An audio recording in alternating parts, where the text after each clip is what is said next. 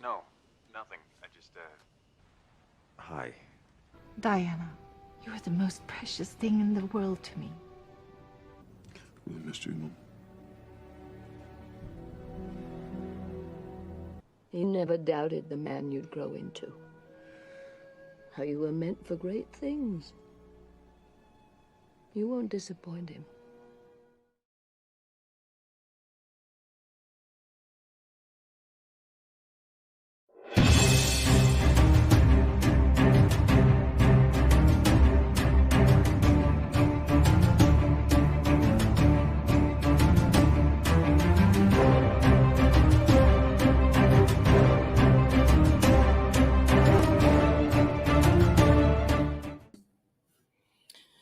What's going on, everyone?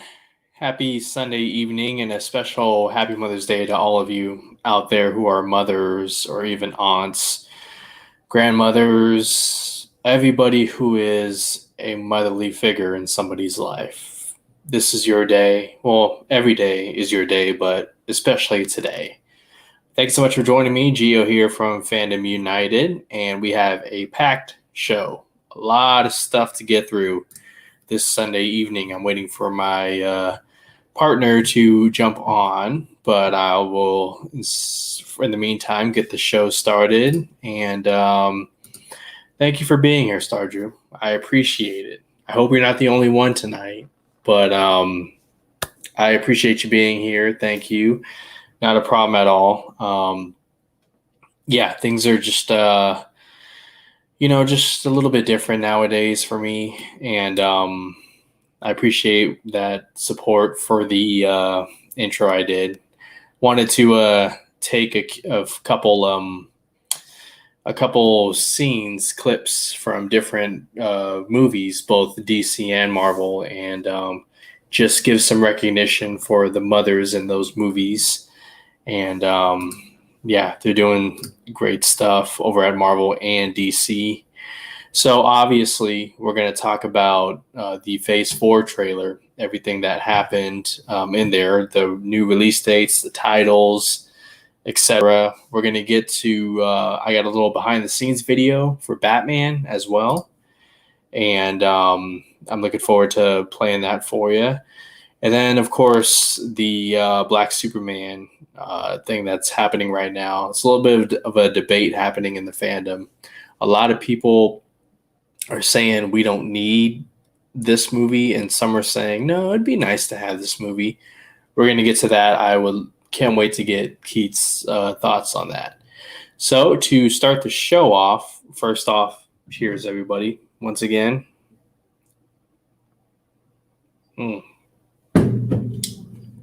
The beer I'm drinking is called Breaking Bud Knee Deep Brewing Company, and it has 6.5% alcohol, which is quite a bit for just a beer. But hey, it's a fun time, fun show. Cheers! Thank you so much for being here, Rachel. That's 2 in a row, Rachel. Let's see if you can make it 3 next weekend. I appreciate you being here, though. So let's get to it. We have some anniversaries to get to, okay? Now, I might make this a weekly thing depending on the anniversary. Normally 5 years, but 10 years if something is interesting. And this past week, there were 2 things I noticed, 2 anniversaries. The first one is for a movie that came out 5 years ago, and it was a pretty big one at the time.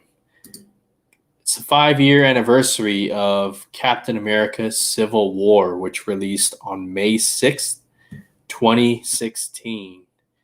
And yeah, this movie, first off, very, very highly anticipated. I mean, the everybody who knows about comic book movies or comic book movie characters, even familiar with it, knows about the Civil War storyline. And Kevin Feige, being Kevin Feige, surprised everybody with the title change at the I believe it was a 2014 Marvel event where it was originally Captain America Serpent Society, and it became Captain America Civil War. And Robert Downey Jr. came on stage, as well as Steve Rogers, and it was a memorable event. The movie turned 5 years old this past week, and I haven't revisited it in quite some time. It's been about a year, but man, make no mistake, Robert Downey Jr. arguably gives his best performance in the MCU in this movie. Just the amount of pain and suffering that he was able to show when he found out that Bucky, spoiler, when Bucky killed his mother. And of course, this kind of fractured the fandom in a good way. You know, you had Team Cap and Team Iron Man. Obviously, I was Team Cap. Team Iron Man. Hell no, not Team Cap. Team Iron Man. And it turns out Iron Man was right. Tony Stark was right. Let me play a little 10-second clip for you. Give me a break! I'm doing what has to be done to stave off something worse. You keep telling yourself that. Steve Rogers said, "You keep telling yourself that." He didn't listen.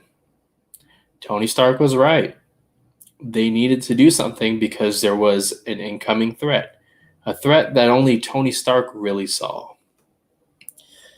And, but no, it was all about freedom and victimizing certain people. But we know what happened in Infinity War, right? They got their butts handed to them. And in Endgame, obviously, everybody's favorite scene in Avengers Endgame is when the portals open and all the Avengers come together. But my second favorite scene might be when Tony Stark confronts Steve Rogers and says, "There's no plan, there's no coordinates, none of that. Okay? We were supposed, remember when you said we would lose together too? And we didn't." So great. Of course, you know, those of you who watch me on the other channel, Apocalypse Movies, I might be the only Team Iron Man, actually. I wonder if any of them have changed their stance on whether they're Team Cap or Team Iron Man. What about you guys in the comments? You guys still Team Cap? Are you still Team Iron Man? Has it changed? According to Rachel, no. Team Cap all the way. You know, I wonder if U.S. Agent was around at the time, would Tony Stark recruit him for his team? Maybe. He would obviously have to keep U.S. Agent in check, which I think Tony Stark could do. Not many people could. But let's see. Star Drew here. I like to travel back in time for DC and Marvel stuff. Yeah, I might make the anniversaries a weekly thing. I'll have to keep staying on top of it for the 5-year and 10-year anniversaries. But if there's stuff, then I will definitely talk about it. Stuff that's, you know, pretty big, pretty important, like Captain America Civil War. Yeah, they did. Now, you have your people who are very, you know, passionate about the comic book storyline say they didn't really adapt it. You know, they didn't really adapt it faithfully. And to that I say, you know what? It's all going to be based on comic books. And when it's based on comic books, it can be loosely based. It can be 100% based. In which case, why even watch that if you know what happens in the comics? So I don't know. I'm not the biggest comic reader. I mean, I've said that many times, but the more I read, the more I start to understand these longtime comic book readers and their gripes sometimes. Let's see here. Cap didn't say he would never sign, just not the format it was in. You know what? I've been hearing that for the past 5 years. Doesn't change the fact that Tony Stark was still correct. So yeah, that was the 5-year anniversary. Now this one's crazy because we have a 10-year anniversary this past year. Although it's not really, I'll let you decide what kind of anniversary it is because a lot of us were really hoping to see this movie, and this movie never happened. It never saw the day of light. But 10 years ago, this past week was supposed to be the release of Sam Raimi, Tobey Maguire's Spider-Man 4. And this movie was going to have reportedly John Malkovich as the Vulture, Anne Hathaway as Black Cat, and Dylan Baker from the first two movies reprising his role as Dr. Kirk Connors, and he would have became the Lizard. This movie was supposed to release this past week 10 years ago on May 6, 2011. Here's the original article. And this one's going way back. I pulled this from Deadline Archives back in 2008. Exclusive. Sony locks in Sam Raimi and Tobey Maguire in Spider-Man 4. Studio may shoot 4 and 5 at the same time.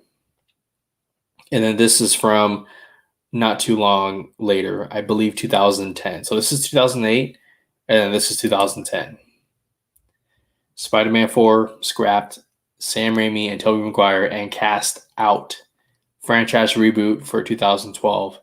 And as you may recall, the reboot was Andrew Garfield's Amazing Spider-Man, which that movie may have loosely pulled from Sam Raimi's treatment because it focused on the Lizard as the main villain, played by, oh man, I know the face. I shouldn't have done that. I set myself up for failure. I know who played the Lizard, but I can't remember his name right now. But I thought this was pretty interesting because if they were to move forward with Spider-Man 4 and Spider-Man 5, and let's say those movies were good, we might not get Spider-Man Civil War in 2016. And I say that because, okay, you do Spider-Man 4, Spider-Man 5, and if those movies were good, I'm thinking Sony would have wanted a sixth and final Spider-Man movie to make it like a two-part trilogy. And once that was done, then Sony's riding high. Remember, the only reason the deal between Sony and Marvel happened for Spider-Man was because Sony was in trouble. Remember that leak they had where somebody hacked their email or something, and there was a whole bunch of stuff that got spilled, and then their movies weren't doing too well. Amazing Spider-Man 2 definitely made money, but it was critically disappointing. They did what DC did, but only messier, where they tried to establish way too much in one movie. And even that universe, Andrew Garfield was very close to playing Spider-Man in Civil War. In fact, there were conversations happening between Marvel and Sony to have the Avengers Tower in the New York skyline in The Amazing Spider-Man 2. So, man, just think if this movie wasn't canceled, like how different would things be in the MCU? Would we have Tom Holland's Spider-Man? I don't know. I mean, it's interesting to think about the what ifs and maybe what could have been. John Malkovich was already signed. He agreed to do the movie. He even did an interview right before the movie was canceled and said, yeah, he's been talking with Sam Raimi and was talking about the Vulture character. And it's just, I find it interesting to, think about what could have been. But if the rumors are true, then maybe we'll see Tobey Maguire later this year in Spider-Man No Way Home. Let's see here. We got some comments here. Star Drew. Anna goes Batman, Catwoman, and Spider-Man.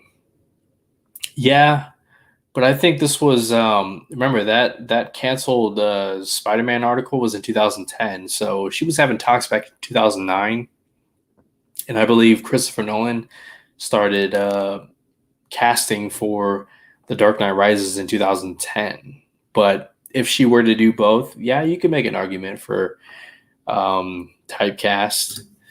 Sony would not even do Marvel deal, yeah. And again, it's interesting to think about what could have been. But I have more thoughts about Tobey Maguire's Spider-Man, which we'll talk about in a future Phase 4 movie that's coming out later on this December. And my buddy Keith just popped in the back, but he disappeared. So we'll keep the show going. Excuse me.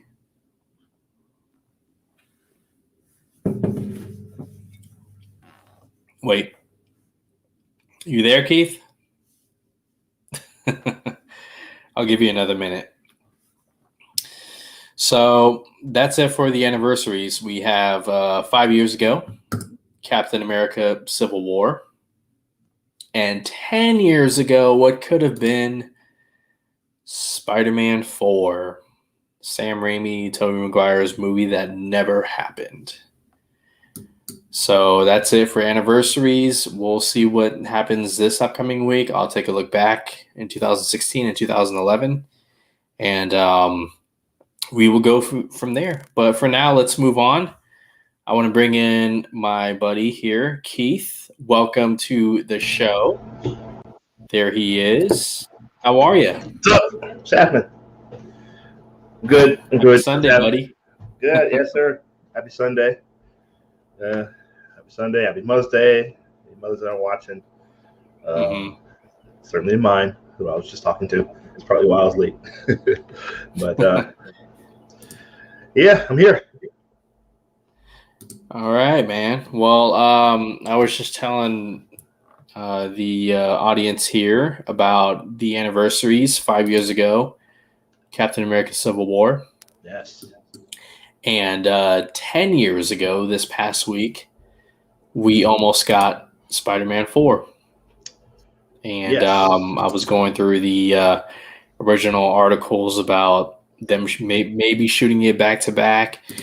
Oh. And then when they canceled it in 2010, and one thing I didn't bring up, if you notice the highlighted area, it says director Sam Raimi pulled out of Spider-Man 4 because he felt he couldn't make the summer release date and keep the film's creative integrity. So clearly he learned from Spider-Man 3. Do you have any thoughts about Civil War or Spider-Man 4? Well, Civil War is great. A few issues with it aside. I know a lot of people want to, but I've grown to love it more. But obviously, a lot of the convenience writing with the villain Zemo, who's a great villain, is a great antagonist for the film. But some of the convenient stuff, you can take it or leave it. Some people aren't as bothered by it by others, but other than that, it is a great film. So, and it really set up a lot of what we saw afterwards, and really stuff that's still affecting the MCU now. So, leading all the way up to what we just saw in Falcon and Winter Soldier. So, it's good movie, very good movie. But yeah, Spider-Man, that's fascinating. Wow, yeah, still nobody has. I heard rumors about that. There were some, I think there was some concept art or some. How he kept appearing in the movies. Yeah, and it's like there was supposed to be an like an opening court scene where he was being tried, or it was going to be revealed that he was all these characters. I think they did some storyboard art for it. They didn't shoot it. They were close. Sam Raimi was working hard to figure out the story. Remember, Spider-Man 3 came out in 2007, and in 2010. They announced that they got him. They locked him in. They were confident that the story would be that they could crack the story, but we know what happened. But it was a mess. They handled Spider-Man poorly in the last few years. Leading into Amazing Spider-Man. From what I understand, they only made it like the rights were about to expire if they didn't make a fourth film within that 10-year span. From what I remember reading, they're supposed to make four films. I remember hearing about that. Yeah. That's why they fast tracked the reboot. Yep, exactly. And which I like the Amazing Spider-Man, the first one. I mean, it's a darker movie, but yeah. I enjoy the hell out of it. I've always liked it. Yeah, I was very surprised. I didn't go see it right away because I was just like, I was still kind of sore from Spider-Man 3, and I was just like, like you said, it felt kind of rushed. And it's like rebooting Spider-Man already. I was like, so I didn't see it for like 3 weeks when it was out. I think we were all still hurt about Tobey Maguire not getting that fourth Spider-Man movie and them ending on a high note. I mean, Spider-Man 3 has its problems, but it's by no means a bad movie. We've seen bad comic book movies around that time. Disagree. I think it's bad. Is it disappointing? I think so, but I wouldn't go as far as saying it's a bad movie. I guess that's just nostalgia. I think it's bad, but there is good stuff in it. I really like Thomas Hayden Church, the Sandman. Mm-hmm. That's a really good story. I really like that story in it, but. Yeah, with him and his daughter. Yeah, it's really good. But a lot of the effects are really bad, and whatever. But yeah, Spider-Man 4. People are still okay. Oh my god. But Rachel seems to agree with you and disagree with me. I mean, what else is new? Hey, that's why we're here. We have conversations, okay? Well, people are calling for Spider-Man 4. Like, there's been a real push. It's getting kind of louder for people to get that Raimi Maguire Spider-Man 4 going. I don't know if that's going to happen because apparently people did not like Tobey Maguire. Was not well liked on those sets, and so like a little bit difficult. Yeah. And I've heard that in a lot of situations about him, but I don't know. I have no idea. But we'll talk more Spider-Man because I think this conversation may carry into that movie that you're seeing on the bottom left of your screen. Yeah. I got some stuff I want to bring up first. So first thing we're going to do is I'm going to play you guys a video that I got a hold of in HD. It's a behind-the-scenes video from the Batman upcoming movie with Robert Pattinson, Zoe Kravitz, and this one focuses on Selina Kyle, aka Catwoman, played by Zoe Kravitz. And so this was part of an iTunes Batman over the years, and Matt Reeves and company did a little behind-the-scenes discussion. It's about a minute, 10 minutes long. So let's check it out. This is my first time watching it in full and probably yours. So hopefully this stream doesn't get kicked off for copyright. But here at Fandom United, we're going to risk it. We're going to risk it for the sake of conversation. So here we go. Dice. Yes. Here we go. With each generation, a new Catwoman emerges from the shadows. For director Matt Reeves, the Batman presented the perfect opportunity to reimagine the complex character of Selina Kyle. The villains are often, some of the most, if not the most exciting part of the movies. I mean, the Rogues Gallery is incredible. And what I wanted to do was I wanted to see a Batman that was not an origin tale, but was sort of in his early days. But that meant that a lot of the characters who are the Rogues Gallery characters are in their origins in a way. And so we have a Selina Kyle who's not yet Catwoman. Selina can take care of herself. She's incredibly tough. She really wants to fight for those who don't have someone else to fight for them. And I think that is where Batman and she really connect. What's most interesting about Selina Kyle is that she represents the savior for the ill-treated, the forgotten, the people that have not had anybody looking after them. She's also very complicated. You don't quite know exactly where her loyalty or her allegiance lie.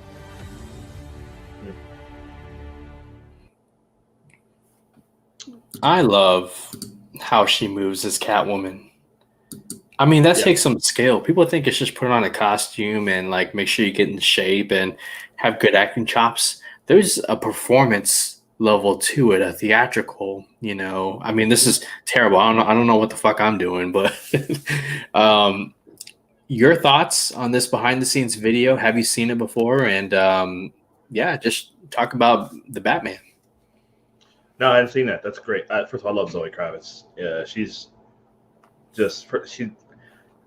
Every time I see her, I'm like, she just looks so much like her mom. That's it blows me away. But yeah, that's a fact. I like that take. I like that 'cause that's exactly right. That's whenever I envision that character.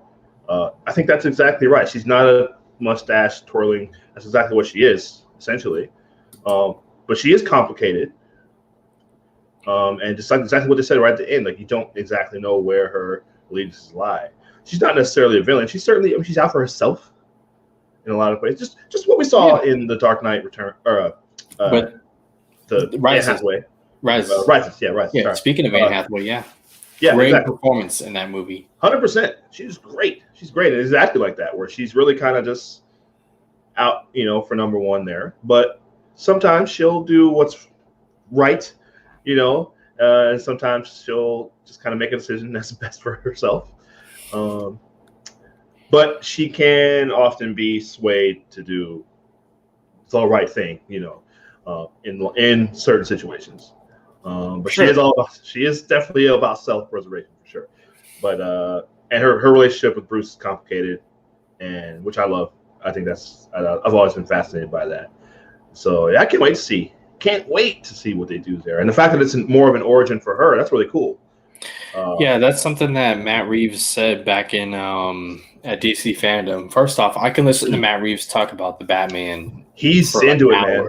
Yeah, that's great. He completely owned that panel, the Batman. I think you were there, Rachel. I'm not sure if you were there, Star Drew, but I mean, a lot of it was just him talking about the mythology and Batman as a character and how he wanted to not only do. I mean, we've seen the origin of a hero, but to also give that same amount of effort and time in the movie to the villains as well. I mean, you got Colin Farrell's Oswald Cobblepot. Cobblepot, yeah. Yes. And Paul Dano's Edward Nygma, the Riddler.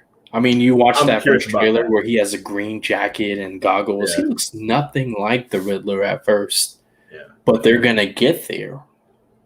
And I think what this movie benefits is that we've seen the Batman origin story so many times that you can afford to take these liberties with how you're going to redo an origin story. You can do it to where you focus more on the villains, where you make it a little bit darker. You don't have to take us through the whole murder of the Wayne parents. Please don't show that again. God, I'm Matt Reeves. I trust him. I don't want to see that again. I really don't. That's one part of Joker that made me roll my eyes when they got to the end. I went, oh, they're doing that again. But yeah. I mean, I think I'd be okay with him being Bruce Wayne. Like you guys can read my mind. Bruce Wayne and Andy Serkis's Alfred, thank you. Wow. Them having a conversation about it, Sure. And maybe you hear background audio of like the events playing out, That's something I would imagine. But yeah, they can't do the same thing where they, give us the origin once again. So yeah. Well, it's like, look, last night we just we watched Spider-Man 2. What's it called? Far From Home. Far From Home? No, Far From Home. Yeah, Spider-Man Far From Home. And two of those Spider-Man movies got almost no reference to. We haven't seen Ben's name. No real. There's a small hit to it in the first one about what happened, but nothing really. So it can be done. Because everyone knows it. Everyone knows that. Everyone knows the Batman origin. So I doubt that we'll see it. But you never know. You know what kind of rubbed me off the wrong way? Like it didn't sit well with me. It was, I feel like they kind of made the Uncle Ben character Tony Stark. Sure, I can see that. Where he's looking out for him, he's teaching him life lessons and this and that, and that's something that never really sat with me. I can see that. The right way. So that's what makes No Way Home even more interesting. I mean, sure. Tony Stark wasn't really in. I mean, he was dead by the events of Far From Home. Right. but they still focused on his missing presence the Right. first half. Right. Up until he finally, became his own man in front of Happy Hogan, with the But even then, he's still kind of being Iron Man, right? Like they're playing yeah, he AC/DC, grabbed the thing and he's got and the did that, things and I'm doing the just suits. like, Yeah, I know what you mean.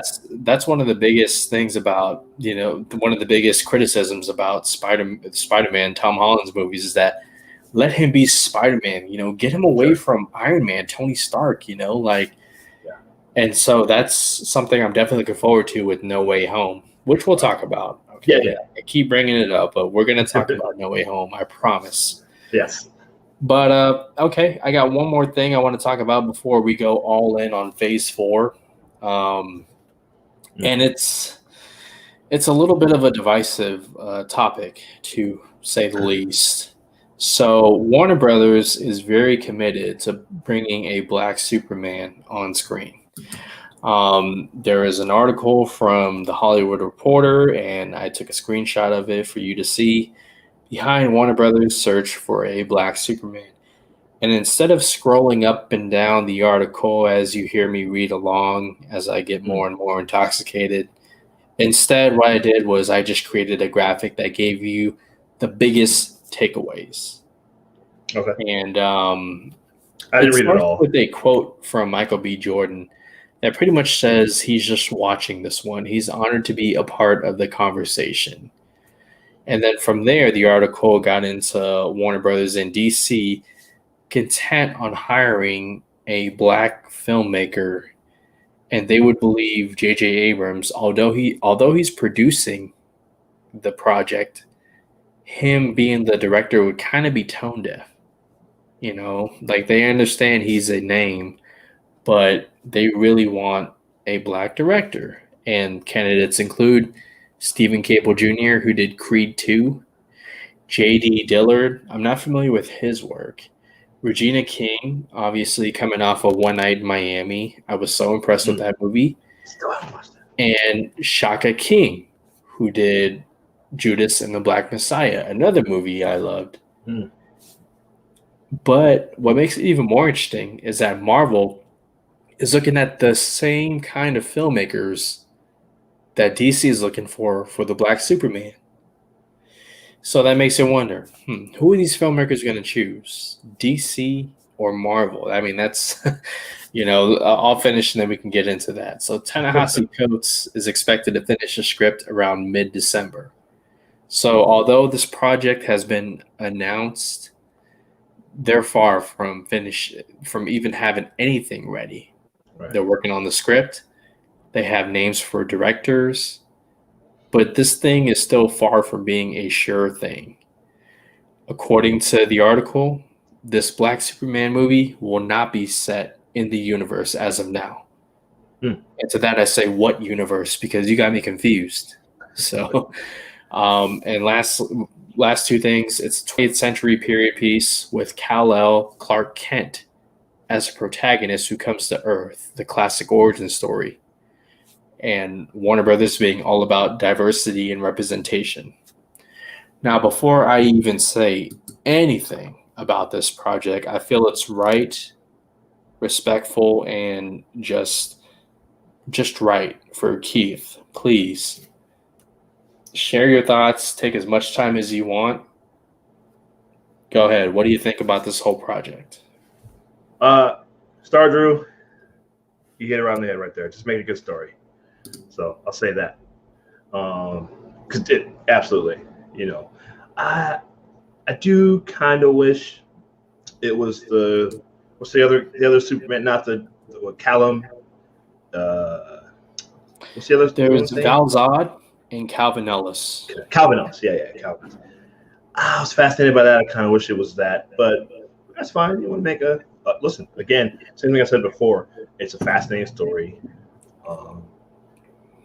A fascinating idea to see how the world will respond to a black man or someone who appears on Earth to be a black man. Sure. You know what I mean? Have those powers. If you look at the TV show Watchmen, And did you watch that? The HBO Watchmen, yes. Yes. Okay. Well, mild spoiler for anyone who hasn't seen it, so I'm going to spoil it a little bit right now. So that's essentially what the governor of that, what it turned out to be kind of a white supremacist group, was trying to do, was get Dr. Manhattan's powers, Mm-hmm. you know, and kind of take over things with, yeah. So, except they're actually trying to take over the world, whereas obviously that's not what Superman's here to do. So, yeah, it'll be fascinating just to see a story like that. To see, and I don't know necessarily. It doesn't necessarily have to be that's what the whole movie's going to be about. I mean, hopefully it's going to be Superman. I love the silver kind of. I love that suit there. So I kind of hope that's one they go with. But yeah, it's interesting. It's an interesting idea. That's a very good start, Drew. Blue Time Wizard. That's very funny. But yeah. I don't know. I've got mixed thoughts about it, just because I'd like to see some other. They have other black characters in the universe that I'd like to see them shine. Go ahead, say it, Keith. Say it. Well, because I don't have a problem with necessarily a Superman that's black, but I would love to see Steel, who was essentially, he took up Superman mantle for a while when Superman was dead in the comics.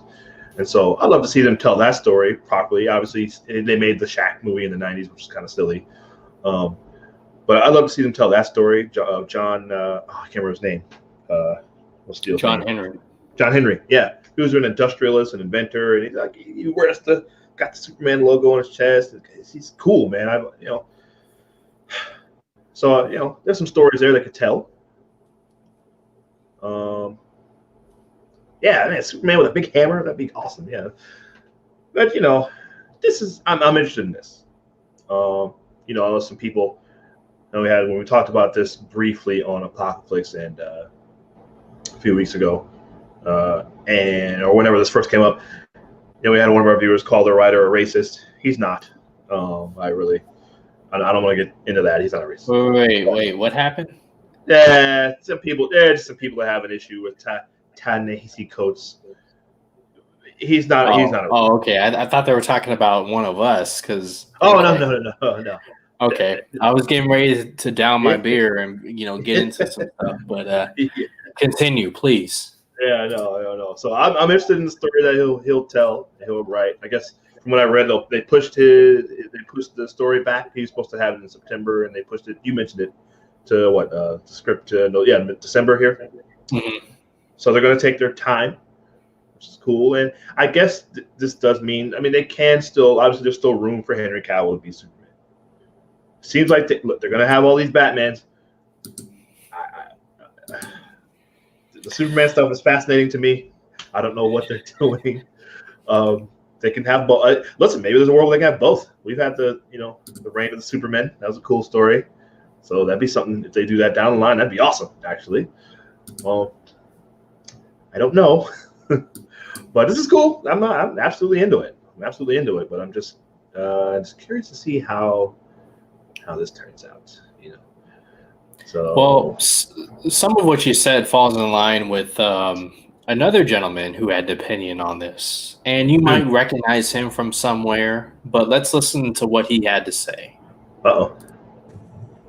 Everybody's want and desire to see black leads in heroic, roles, I think is really, really important. It's representation is important.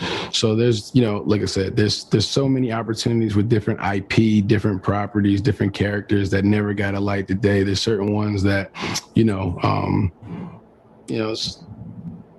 there's certain ones that should just be where they are. You know what I'm saying? So let's just see how things shake out. Okay. Okay. Are you finished? Yeah. Okay.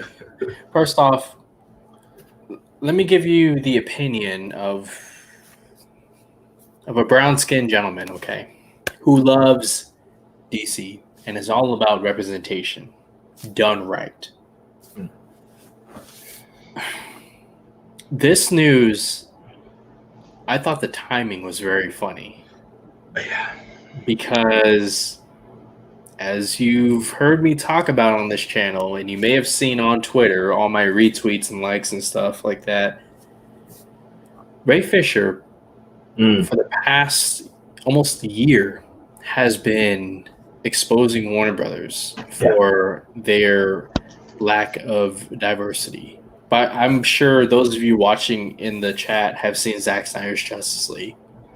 How many characters in that cut did you see that weren't in the 2017 movie?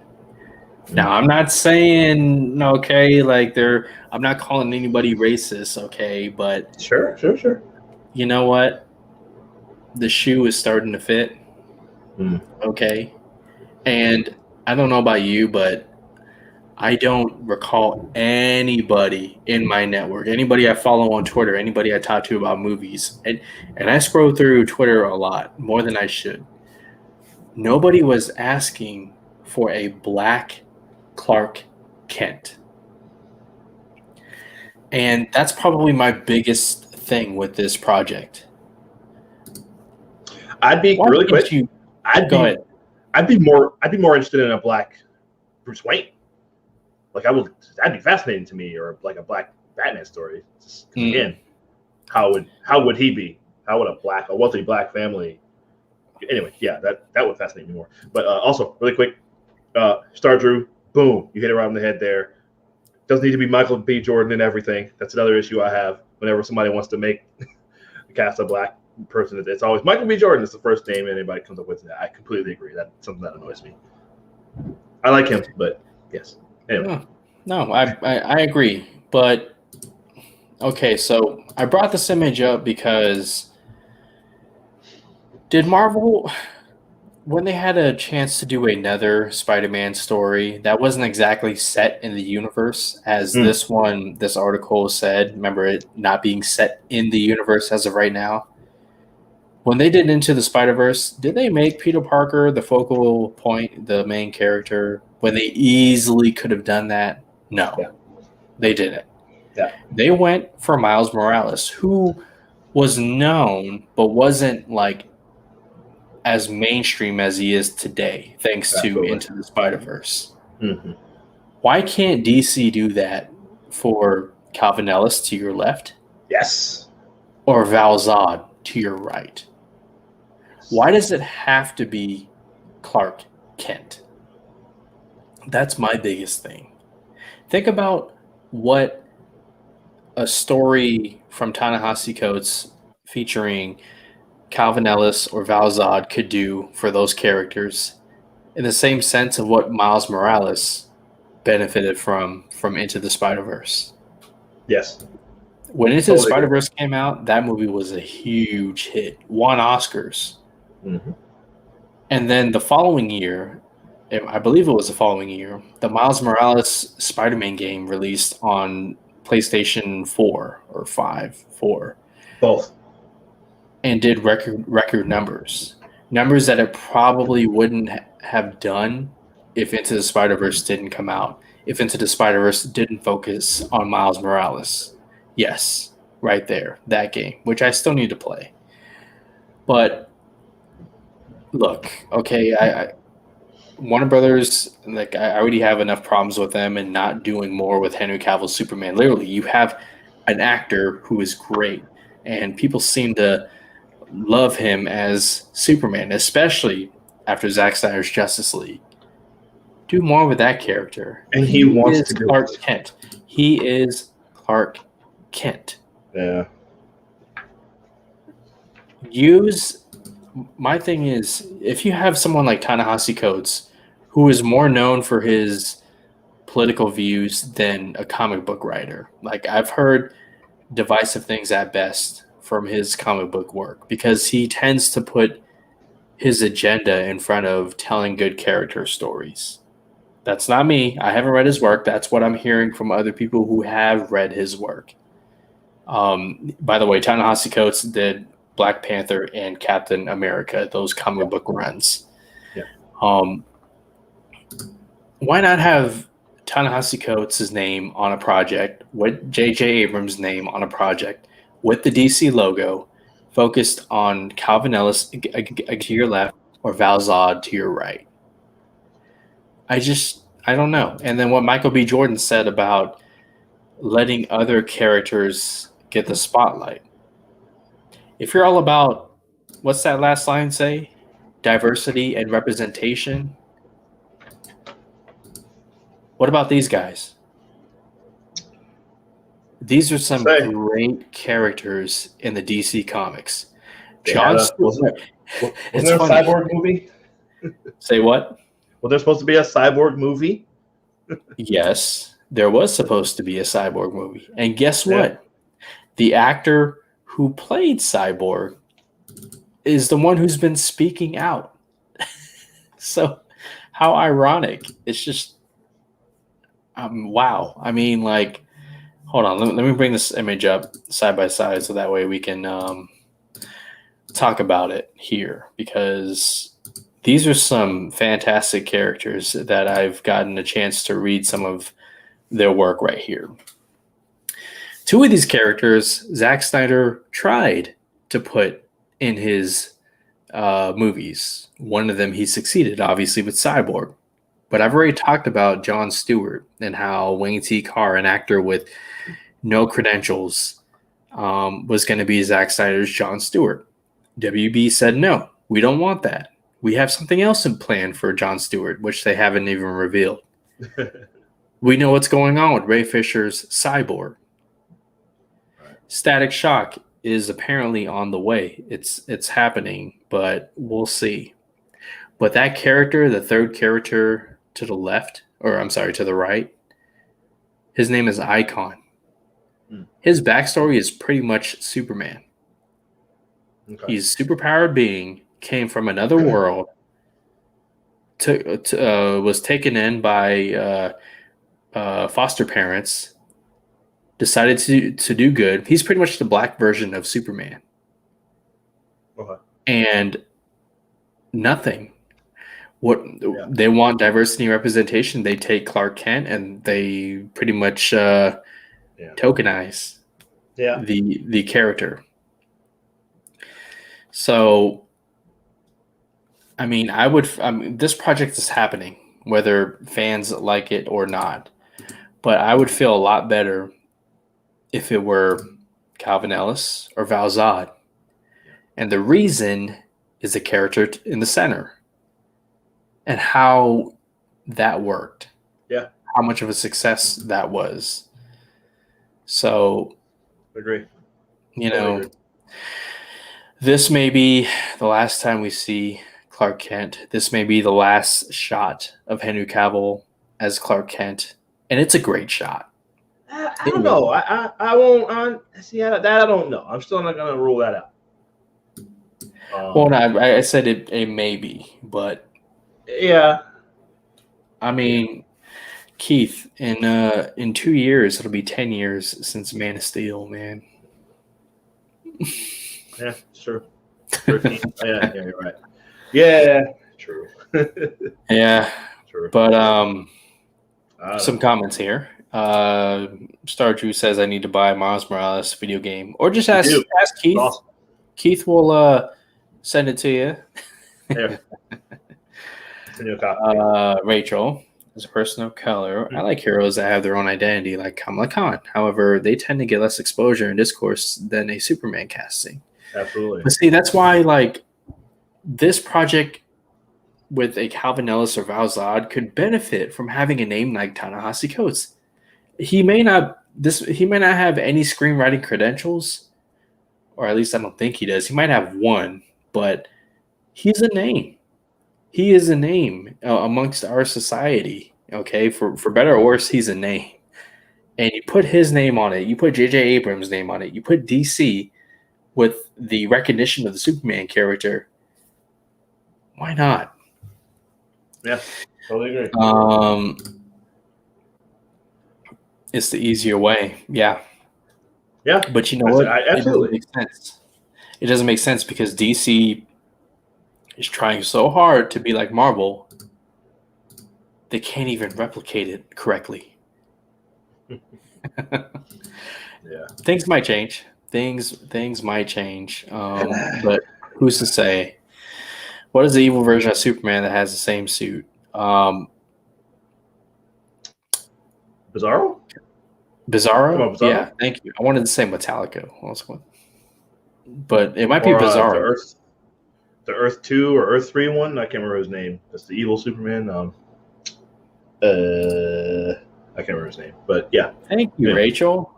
Hey, that means you Yeah, well, liked Zack Snyder's Justice League. I think you said you like Zack Snyder's Justice League. Speaking of which, how could we not see Zack Snyder still be on speaking terms? Yeah, which we still haven't done a watch along. I don't know how people just haven't voted for that one, but oh boy, because nobody's nominated it.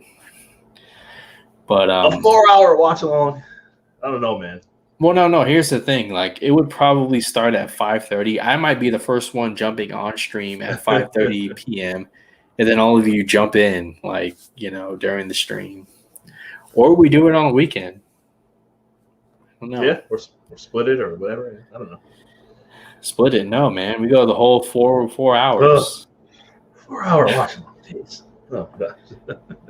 Is it a bad movie? Hey, listen. I was surprised. I literally, I'm telling you, when I sat the whole time. I didn't think I would, but I sat there the whole time. I didn't even get up to do anything. I sat and watched the whole thing. So I don't know, maybe. All right, guys. Well, that's it for DC. Fun times. Did you cover the Gal Gadot stuff? Did you talk about that? Oh, I wasn't going to, but no. Okay, yeah, we don't need to. It's the same stuff. We don't need to. It's okay. I was just reading it, and I was like, wow, okay. No, if you guys aren't aware, Gal Gadot confirmed what the trades have been reporting, and that Joss Whedon did in fact threaten Gal Gadot's career if she didn't do the reshoots. And we saw what the reshoots look like, and you can see why Gal Gadot had a problem with it. But basically what Joss Whedon said was, if you don't play nice, I'm going to make you look stupid in this movie and make it very difficult for you to get any work in Hollywood in the future. And so, look, okay, like, some people are still saying, well, where's the proof? I need specifics. And it's like, you're never going to hear the other side acknowledge this. You're never going to hear Warner Brothers acknowledge this. Why would they? You're not going to hear Joss Whedon acknowledge this. You notice he's playing the silent game. You haven't heard anything from Joss Whedon this whole time. And so I implore you guys to pay attention to the patterns. What are the patterns? The pattern is Ray Fisher saying something, Jason Momoa saying something, Gal Gadot saying something, Zack Snyder saying something, Chris Terrio saying something, Charles Roven, the former producer, saying something, Charisma Carpenter, Buffy, yeah, Sarah Michelle Gellar. Unless all these people are lying, they're all in on it. You need to start accepting the fact that Joss Whedon may not be the angel that we hoped he would have been. Okay, Keith, your thoughts on that? Yeah, that's it. I don't want to kick a man while he's down, but I was just reading that, and that news did come out this week, so that's the reason I brought it up. But yeah, again, like I said before, hopefully he's taking this because he's being quiet, and maybe that's the right thing to do. I don't know, but hopefully he's taking his time. He's taking his time to look at himself and say, okay, what am I doing wrong, or what am I doing that people can perceive as wrong or whatever. Obviously there's something going on, so that's all I'm saying. It's just, there's no judgment for me. I haven't worked with him. I don't know, but hopefully he is a talented guy. So nobody wants his career ruined or nobody's saying that, but it's not that hard to not be a dickhead. So just hopefully he's working on that. Last thing I'll say, Gal Gadot said she took care of it right away. She went to the higher-ups. That's the interesting thing. The higher-ups decided, let's proceed and have Joss Whedon continue with the reshoots. Just keep that in mind. Yeah. Ray Fisher reported issues. Ben Affleck tried to convince the entire cast to walk off set during the reshoots. That's coming from the Hollywood Reporter. Yeah. And Gal Gadot brought up the issues, and Warner Brothers said, "Move ahead, move ahead, get this thing out November 2017, no matter what." No matter what. So. And guess whose name will be on the movie? Unfairly. Yeah.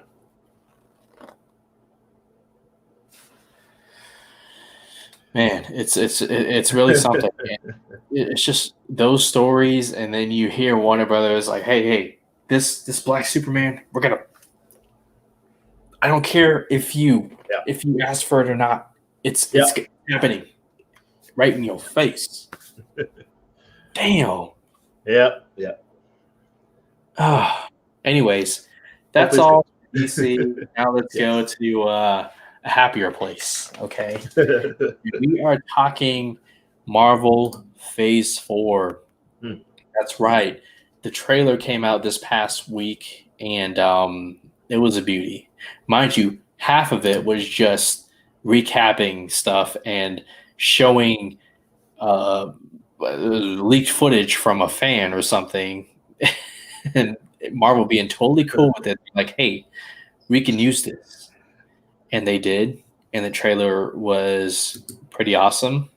Yeah. So, Keith, I'm sure we won't go through every movie, but let's talk about Marvel Phase 4. Like, some of your biggest takeaways. Start it off. Oh man. I mean, we had title reveals, we had release dates, we had first looks. That's the thing about the release dates, and which is fascinating. We talked on Apocalypse about the Marvels, and which I'm interested in. I think it's going to be good. Okay, let's start with the Marvels. That's, okay, yeah. That's quite the name change right there, isn't it? Yeah. Well, I'm happy. I forgot that Nia DaCosta was directing this, which makes me very happy. Mm-hmm. And Captain Marvel was on TNT yesterday, so it's I was watching some of that. So this is going to be a much better story. You can tell in watching that. And I hadn't watched that in a very long time, but that movie, even the directors, I know there was a husband and wife directing duo that directed that first one. You could tell it was their first big, but I know that they directed Mississippi Grind, which is a pretty good movie. But Squirrel Girl, that'll be hopefully.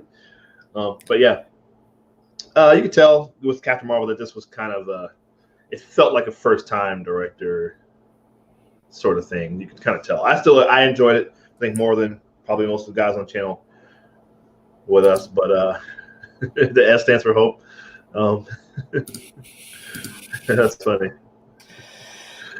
Yeah, that's. Comic-Con. Like Rachel always coming in with some of the best comments. Yeah. She's always got to.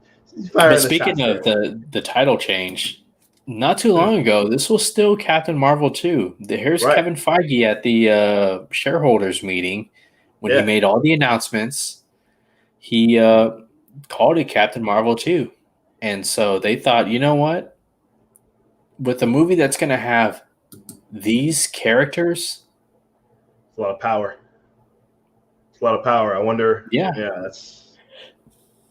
But how about that graphic, man? Does that not get you excited even more for this movie? Absolutely, man. Absolutely. He Comic-Con with a big punchy fists, make a big hand and slap like 20 guys all at once at the same time. And of course, Monica Rambeau was awesome. We I didn't like how she ended in WandaVision necessarily, but I'm curious to see more from her and what her dynamic is as an adult with Captain Marvel now. There seems to be a little bit of tension there. Anytime there was any mention of her name, she kind of had a little bit of an attitude, a little bit or something. I don't know. There was something there. So I'm wondering what's going on with her and Captain Marvel. So yeah, So I'm excited about this one.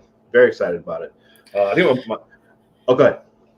Well, no, I was just gonna say, like, it makes so much sense to have the other two characters in the Captain Marvel movie and call it the Marvels, because Yes. you have the one to your left, the left of your screen. There's some, I don't want to say there's no hard feelings. There's some hard feelings, and I want to know about that. The one to your right, and we'll get a better sense of this once the movie, or not, I'm sorry, the series comes out. Totally looks up to Captain Marvel. Yeah, complete opposite. Right. So make no mistake, even though it's not Captain Marvel 2, she's still the centerpiece. Absolutely. Whatever the other two are going to add to the movie, it's going to involve her. Yes. And so I'm looking forward to it. Look, Birds of Prey was a success. It was a success. I'm not too high on it. I'm not saying it's a bad movie. It was okay. I enjoyed it. But this Marvel's edition of a female team up could be amazing. It could be well done. Yeah. So yeah, I agree. Totally agree. Yeah. She'll like you said, yeah, you're absolutely right. She'll still be she's the centerpiece, and she's the common denominator between those two characters. And you're absolutely right. I love that dynamic of, you have one that has history with her and maybe has some issues, and then you got the other one who's, like you said, totally looks up to her. So yeah, that's fascinating. Yeah. I mean, the biggest title reveal, Black Panther: Wakanda Forever, which I still stand by my feelings for it. And this is like, I thought about it. I was like, why does this sound like a Disney Plus series? Well, because a couple months ago, they announced that Ryan Coogler will be doing a Wakandan. He will kind of a showrunner for a Wakandan Disney Plus series. And I personally thought Wakanda Forever could have been a great title for that series. But I get what they're going for. I do. And I want to see it executed. I want to see it done right.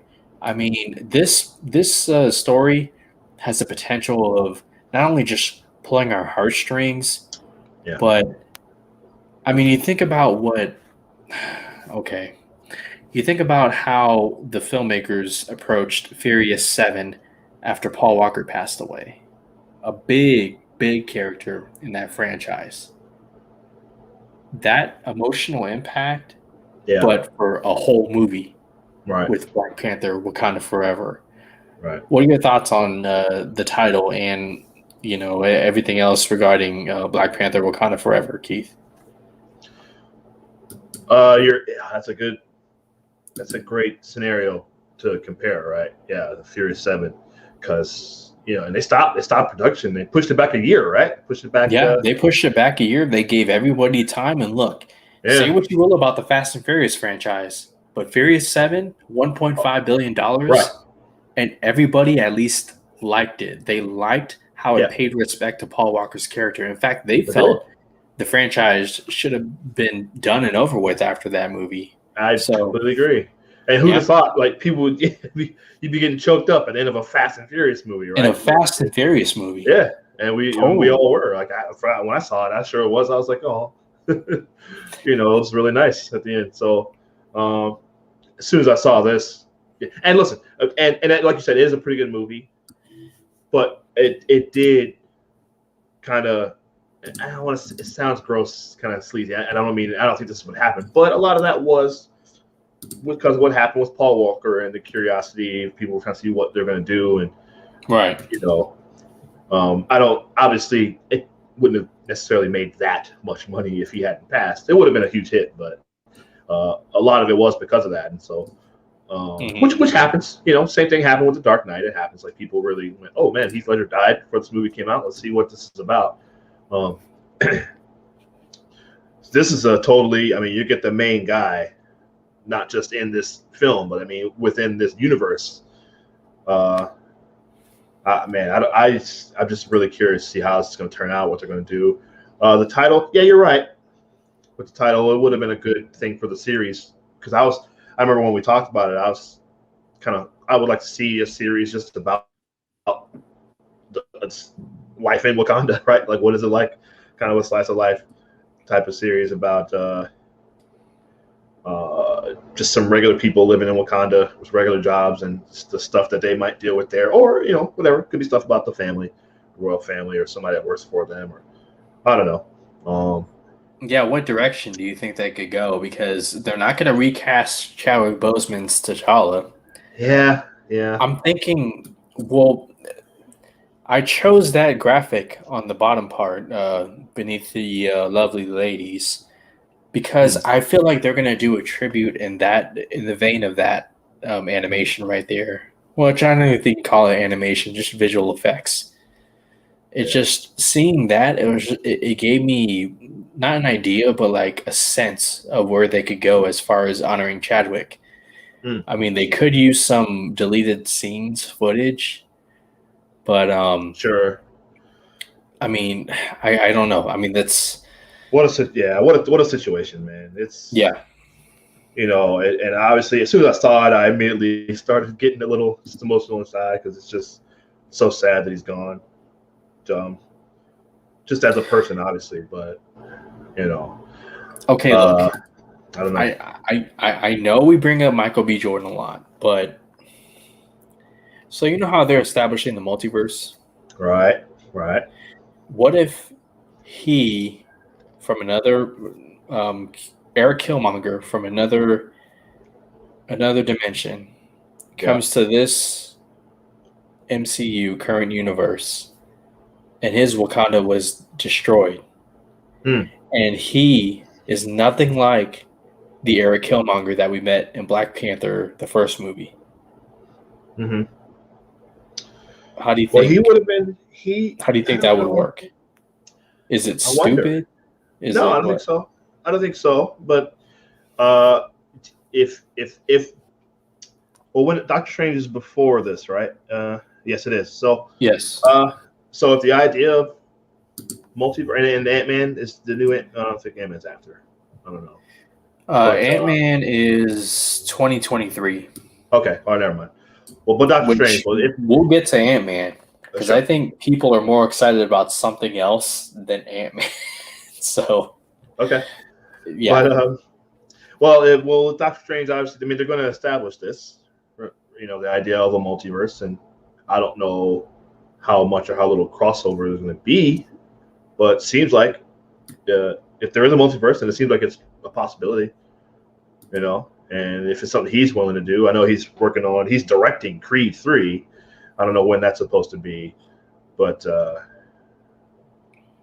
don't know. I'm just trying to find ways. Like I'm sure I wouldn't mind Sherry on the top right, her taking over. That'd be pretty cool. Yeah.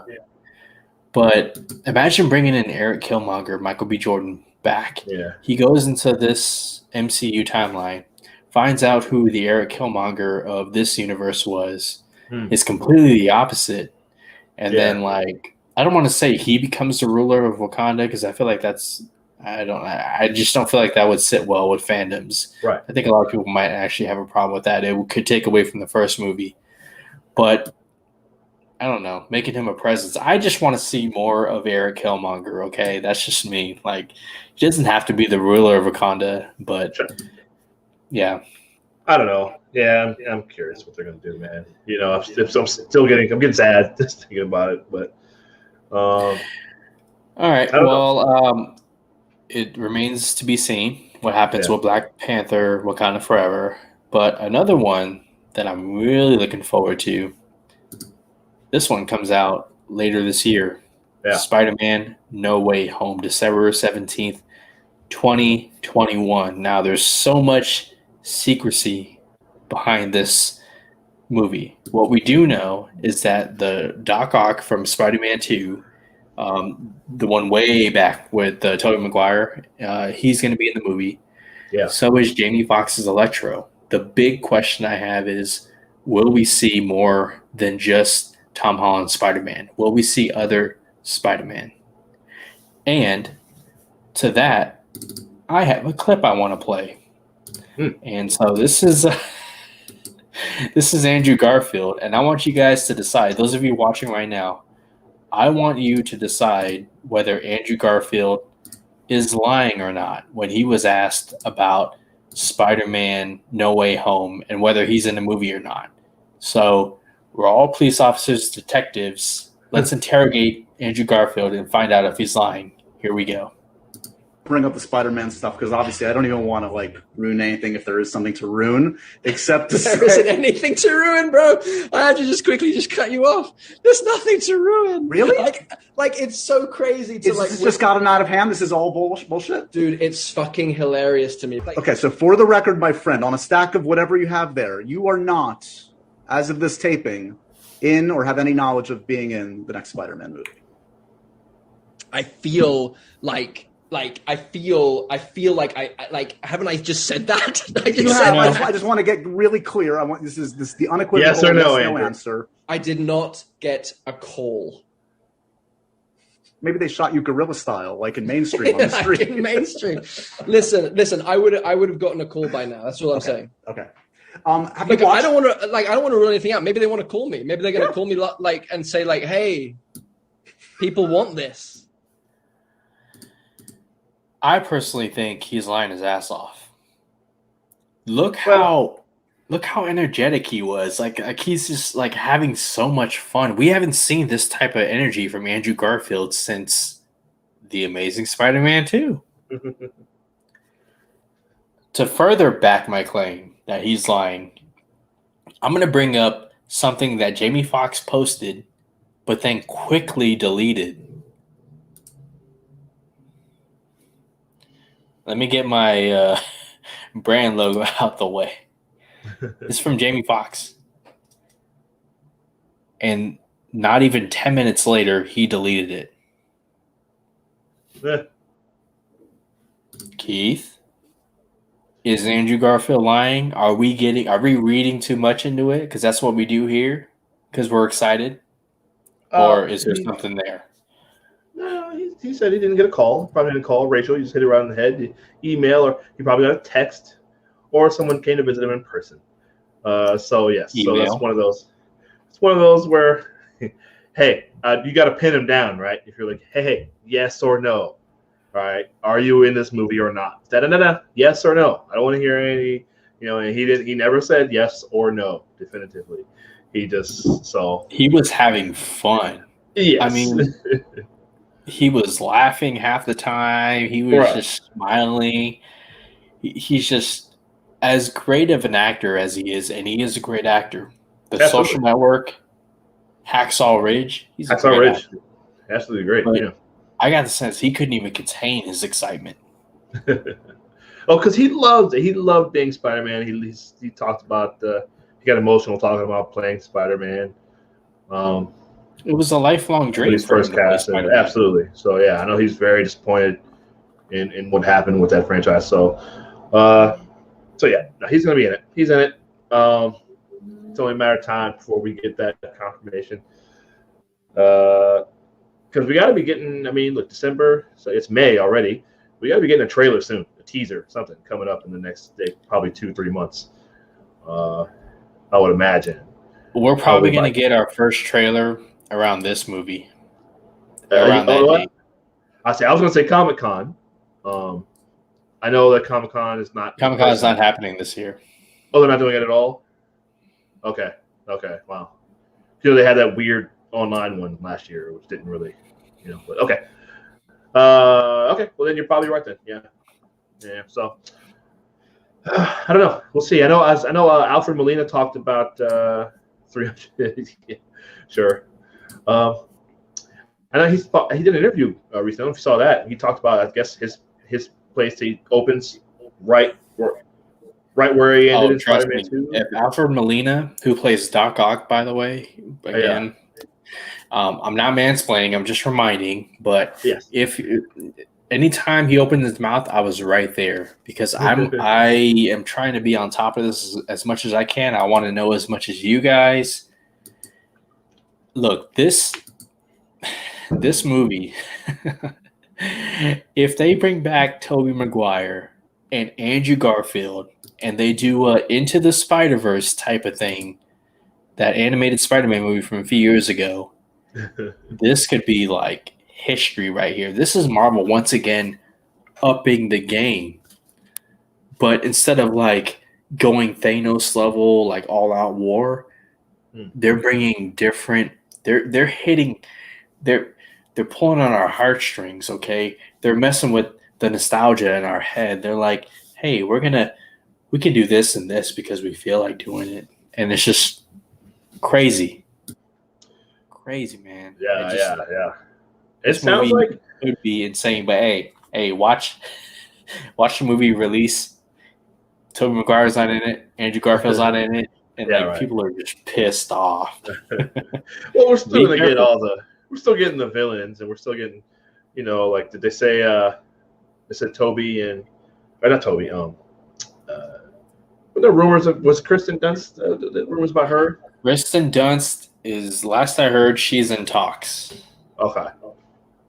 Yeah. So all right. So we'll see. What Melina talked about, like I said, it sounds like they're gonna be de-aging him. Yes. So some de-aging technology. Apparently, from what he said, and this is coming from the actor himself, he said from the moment in Spider-Man 2 when Doc Ock drowns after saving, becoming good and saving the world, and last we saw him in Spider-Man 2, he was drowning. Yeah, that's where it picks up with his character. Yeah, where he's in the water. Yeah, so I can't believe it. I'm so curious on how they're going to do it. Yep, Yep. Stardew heard the same thing. Kristen Stewart, who plays Mary Jane, was in talks. So we'll see. Man, this year could be so exciting. Oh my god! But one project I really want to bring up here: Thor: Love and Thunder. Yes. What I've been seeing behind the scenes, it's just like my excitement is going through the roof with this movie. Okay. Here's what I've been seeing behind the scenes. Top left, that is Chris Pratt, Star-Lord, confirmed to be in the movie, as well as top right, Kraglin, Shanga. Oh, okay. Yeah, right. And Nebula. Do I see? I was about to say, yeah. That looks like Karen Gillan. Okay. Bottom left, Natalie Portman returning, and she will be Lady Thor. Well, she's ripped. Look at her. Yep. Bottom right. Yeah, bottom right. Not really our first look. It's Christian Bale with a shaved head walking on set, and he will be playing Gore the God Butcher, and that's concept art that you can see of what his character could look like. So, Thor: Love and Thunder. You got the Guardians. You got Christian Bale, Taika Waititi coming off of Thor Ragnarok, which made a lot of people excited about Thor again. Thor, the character, coming off of Dark World, like they say Ragnarok, like gave new life to the character. I can't wait to see what Taika does with the Guardians. Like, he'll probably have them for a limited time for the movie, but knowing Taika Waititi, his comedic, sensibilities and, how he writes his movies, I can't wait to see what he does with the Guardians of the Galaxy. They will be a presence in the movie. Keith, your thoughts on Thor: Love and Thunder? Very exciting. I love Thor. Thor is he's my favorite character. I've always been a Thor fan since I was a kid, so very excited about this. I love the logo, the title. It looks like heavy metal. Kind of aging myself on that one. I don't know if anybody's old enough to remember heavy metal, but it looks like the movie Heavy Metal. Yeah, it's cool. It was Russell Crowe, right? Did we just get Russell Crowe said he? Russell Crowe will be playing Zeus, and see, I now wasn't that's able to interesting. find any set photos of him, but Right. yeah, he will be playing Yeah. Zeus. I find that very interesting because if they're going to introduce Zeus and Hercules and all that stuff, like that's fascinating to me. I remember reading this omnibus with a bunch of Thor comics, and because Zeus and Odin are the kind of friends, sort of, but obviously Odin's gone. But Thor and Hercules are really good friends, but there is some beef between Asgard and the gods of Olympus. So people kind of have issues with. Obviously, they have issues with Loki, and there's a bunch of cool stuff that goes on. And like how Thor and Hercules, they always punch each other in the face whenever they see each other. That's how they agree. They say hi by punching each other in the face. So that's interesting. But that's something. Odin did die. Yeah. Anthony Hopkins is alive and well. He's alive. Yes, just won an Oscar. He just won an Oscar. Yes. Although, do you think there was a chance he could maybe like Marvel be like, hey, you wanna come back for a day or two shooting and just do maybe flashback scenes or something? Is that something we could see in Thor: Love and Thunder? Absolutely. And if he's maybe that's what we could see. Maybe that's what the Zeus stuff could be. You know, it's just something get Odin and Zeus back in the day, a million years ago, whatever. You know, I don't know. Who knows? You get Natalie Portman looking jacked there. I wonder if they're going to do the cancer thing, where her character having her and because she becomes Lady Thor because she has cancer, right? And Thor wants to save her, so right. I think she gives her powers or something. I'm not something like that. Yeah, I can't entirely sure about that, but hey, man, look again, Taika Waititi getting to play with the Guardians of the Galaxy a little bit. Yeah, that's exciting, man.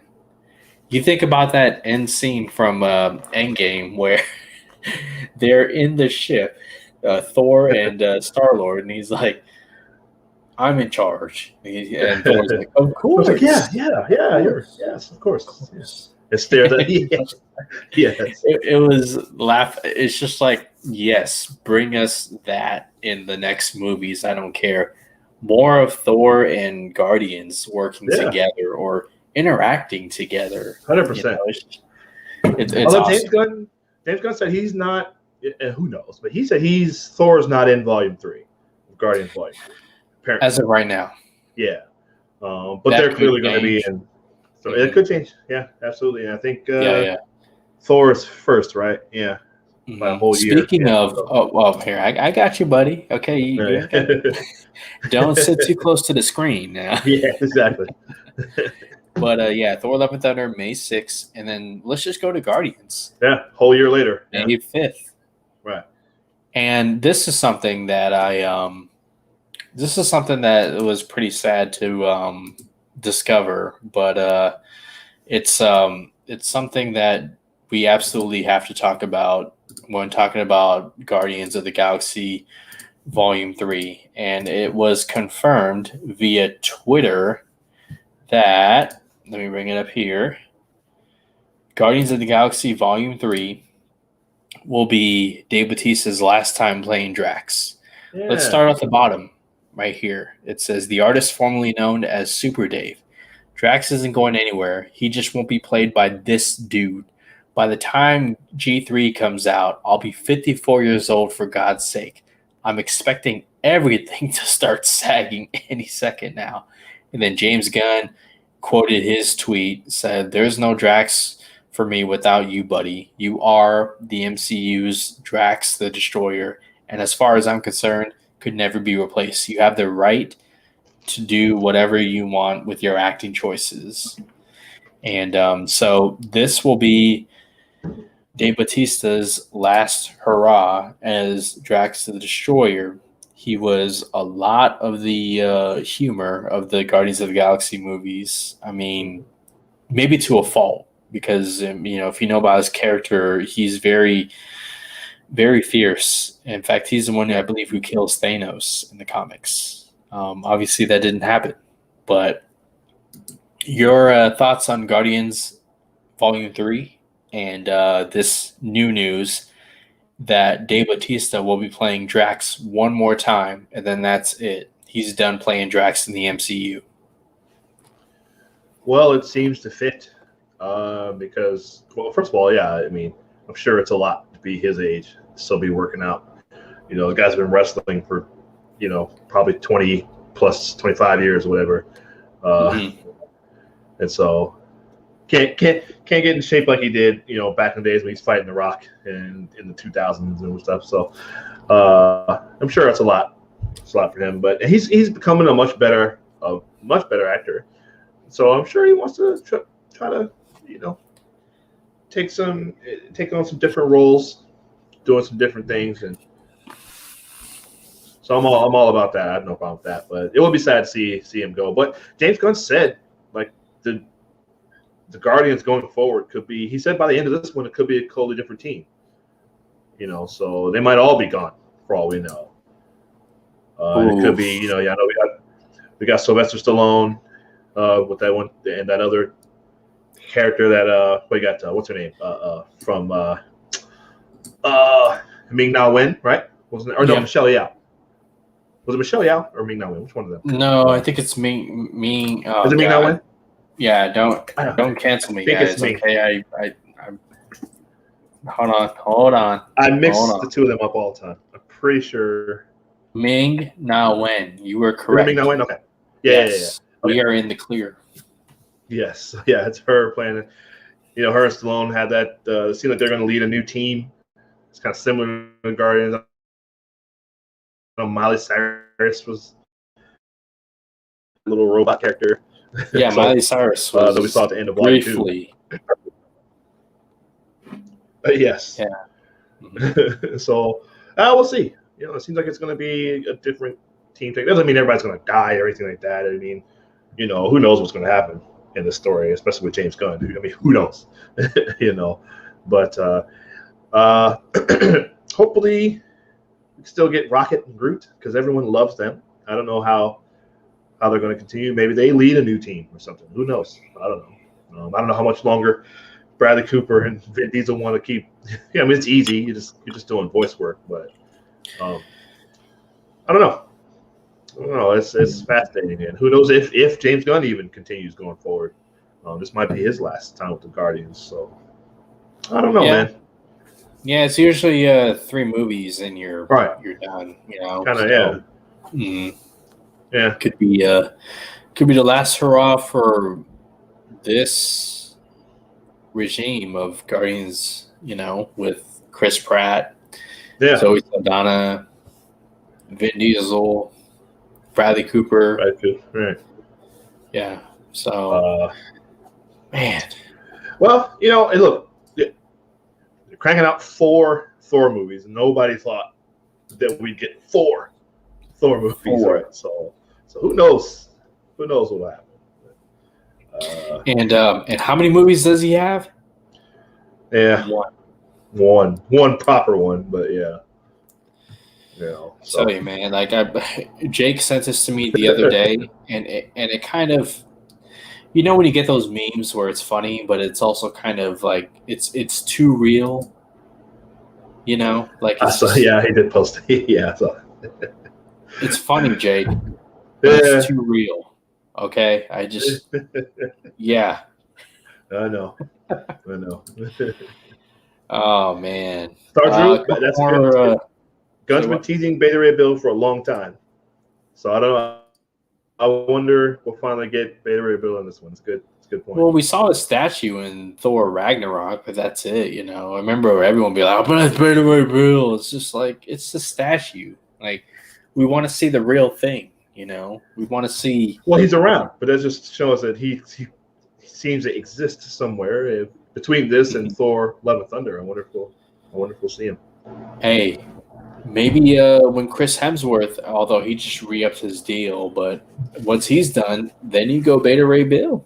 Sure, That'd be cool. Hey, Kevin Feige's probably watching. I see a third person going in and out of the stream, and that's maybe Kevin Feige keeping tabs. Making Kevin, sure. we got you. We got you. Yeah. Listen, we're helping you out here. Mm-hmm. And Quicksilver could also be cool in the Guardians after other movie. Yeah, well, I don't know. After Ralph Boner, they need to. Okay, give us some time with because hey, that's the kind of joke you'd get in a Guardians movie. So I don't know, maybe. Yeah, true. Let's see. Let's kind of rapid fire through the rest of these. Yes. We got Ant-Man Quantum Mania. Now, it's been confirmed that Kang the Conqueror, played by Jonathan Majors, will be in this movie. Yes. But a lot of people seem to think the Fantastic Four will be introduced in this movie. Hence Quantum Mania. What are your thoughts on Ant-Man and the Wasp? Yeah, I couldn't even begin to tell you what I think that might be about. I have no idea, but Fantastic Four introducing that one. They've been stuck in the quantum realm forever. Yeah, it's possible. Or maybe if Reed Richards, somebody that Hank Pym knows from back in the day, or I know that the Spider-Man director's doing this one, right? No, this is still Peyton Reed. Oh, is it still Peyton Reed? Okay. Oh, he's doing Fantastic Four. I'm sorry. He's directing Fantastic Four. Watts, right? Yep. Okay, that's why. Yeah, I got that mixed up. Okay. Oh, good. So, Peyton Reed's coming back. Okay, good. Because I wonder how closely they're working together with that. I know Peyton Reed, if that winds up being the case, because I know he's been wanting to do Fantastic Four for like 20 years. Yeah. So that's an interesting theory. It's an interesting theory. I wonder how much truth there is to that. I wasn't too high on Ant-Man and the Wasp. It was okay. It was just I like it. It's fun. It fits into the overall universe and story. But it's I know what you mean. I enjoyed it. I thought it was really funny. If you just liked it just to laugh, and everybody in it is funny, so But this sounds like, in terms of scale, though. I mean, if it's going to be all kinds of craziness, this is going to be the biggest. Because the two Ant-Man films are really more smaller in scale. It's really more just about him having to deal with something, and then him and Janet, not Janet, Hope having to deal with some kind of heist, whatever. Or this is going to be some kind of big crazy thing happening. So I don't know. I think Michael Pena returns. Well, T.I. said he's not going to be in it. So I'm curious. He did? Michael Pena? Yeah. T.I. apparently is not, as of right now, he's not in it. So. Well, T.I. is not. Is Michael Pena going to be in it? That's what I'm saying. I don't know if it's going to be, if it's going to have the sidekicks with it. He might still be. Mania, I know. I know. Pena maybe. Maybe T.I. and David how do you say his name? Malchian? David Malchian? I don't know. Sorry. David D. David D. There you go. David D. Yes. I don't know if either of them are coming back, but I don't know. We'll see. We'll see with that one. But I'm glad Peyton Reed's coming back. Yeah. Now, I thought at this point we would have known about this movie, known more about this movie, because I believe they just finished shooting, or they're close to being done. I can't remember which. Kevin Feige described it as a thrilling, scary, mind-bending movie, which makes sense when you have Sam Raimi as director. Yeah. But something that isn't talked about enough, and I don't know too much about her character, but Xochitl Gomez as America Chavez in this movie. Wow. Okay. I don't know how she's going to fit into this story. And I mean, I would have a sense if we knew what the story was about, but WandaVision didn't really do us any favors. Yeah. Not once did we hear about the multiverse. Yeah. Did you actually hear about the there was apparently the original idea was to have Doctor Strange show up at the last episode of WandaVision, and the commercials in WandaVision was him trying to communicate with Wanda. Did you hear about that? Yeah, I did. Yeah, it's just, I don't know. There's so much secrecy behind this movie and this movie right here. Like, obviously this one will give us our first taste of the multiverse, but I have a feeling that the story isn't exactly going to tie up and end in this one. I feel like it's going to continue into this one right here. But what are your thoughts? I think, I would agree. You'd kind of think it would maybe be the other way around, right? Like if Strange was coming out first and there was some kind of multiverse thing would open up, and then all the other stuff would start happening. But so I don't know.